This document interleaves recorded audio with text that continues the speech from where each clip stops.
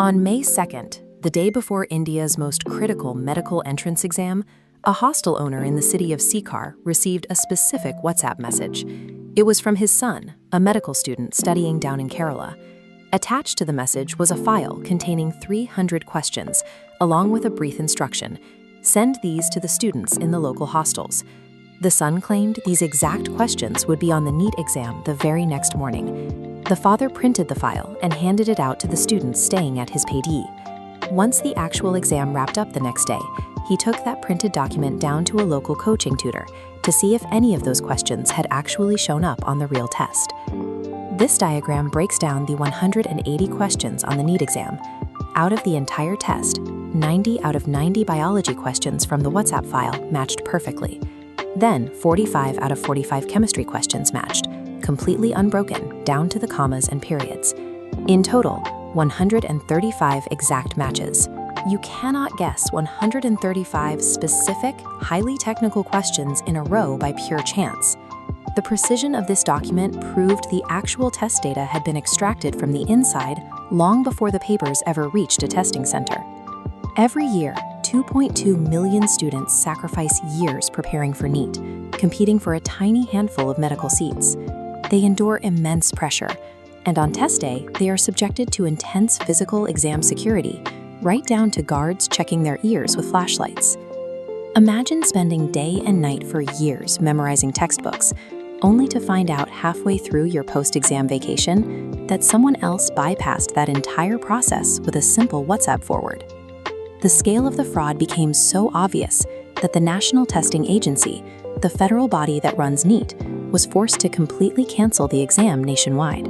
Searching students for hidden earpieces at the gate achieves nothing when the core data of the exam is already sitting on thousands of smartphones across the country. Investigative leads pointed directly towards an authorized secure printing press in the city of Nashik, Maharashtra. Security protocols usually ban mobile phones inside these facilities to prevent photos.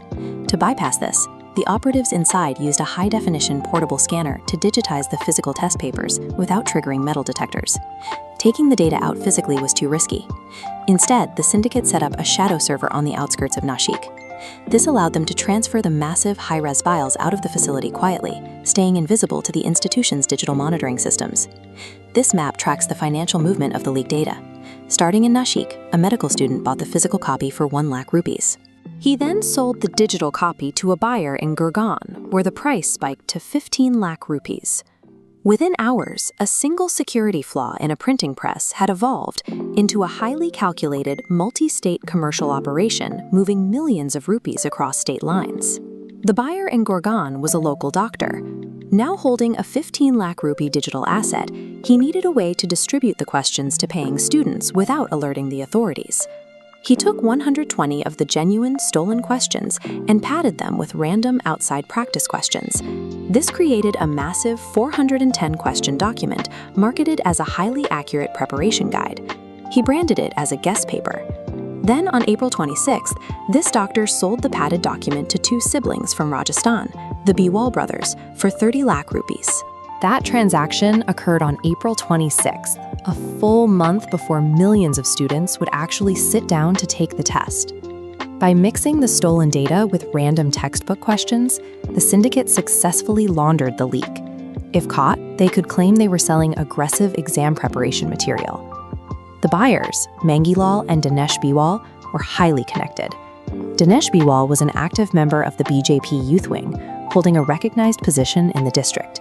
His social media profile showed close proximity to high-ranking state officials, including direct access to Rajasthan's education minister, Madan Dilawar. Adding to the intrigue, records showed that 4 children from the Biwal family had cleared the NEET exam the previous year. By late April, the Biwal brothers sold the paper to a counseling agent in Sikar named Rakesh for 5 lakh rupees. Rakesh then pushed the document out to roughly 700 individual students, including the young man from Kerala, who forwarded it to his father. When state investigators finally looked at the WhatsApp messages, they saw a specific digital footprint. The file had that little tag at the top, forwarded many times. Wide digital distribution through encrypted messages, paired with influential political protection, effectively kept the syndicate invisible to the state's monitoring systems until the day of the exam. Remember the father in Sikar who verified the leaked questions with a local tutor? When he took that hard evidence to the local police station, the officers told him to stop spreading rumors and sent him away. Getting no help locally, he went and directly contacted the National Testing Agency. The sheer weight of the evidence eventually pulled the Central Bureau of Investigation into the fray.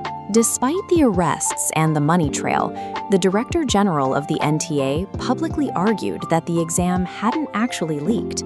His logic was that because only 135 out of the 180 questions matched the final test, it wasn't a total compromise. While students protested in the streets, top leadership relied on semantic arguments. When the education minister was pressed by reporters about the exam's structural collapse, he simply walked away from the podium without giving an answer. The institution's logic prioritizes dismissing a 75% compromised exam over admitting to a catastrophic failure that ruined a hard work of millions. For the honest students caught in the middle, the cost is brutal. They are the ones paying the emotional toll, forced to pause their lives and endure grueling re-exams just to prove their worth all over again. As long as the NTA dismisses a 75% match rate as a minor anomaly, the system remains rigged against those who play by the rules. Without accountability, identical scams will inevitably repeat themselves. In an environment where a single WhatsApp message can invalidate years of your work, relying on one path is no longer just a gamble, it's a massive risk to your future. You must de-risk your life by looking beyond a single national exam. There is a massive world of high-growth fields outside the hypersaturated medical track. To help you navigate them, I've put together a detailed PDF guide covering 100 alternative careers, from data science to climate research, to show you how to find success in an unpredictable system. Success doesn't come from forcing yourself through a broken bottleneck. True stability requires building a robust Plan B, ensuring that a single compromised test score never dictates your entire future.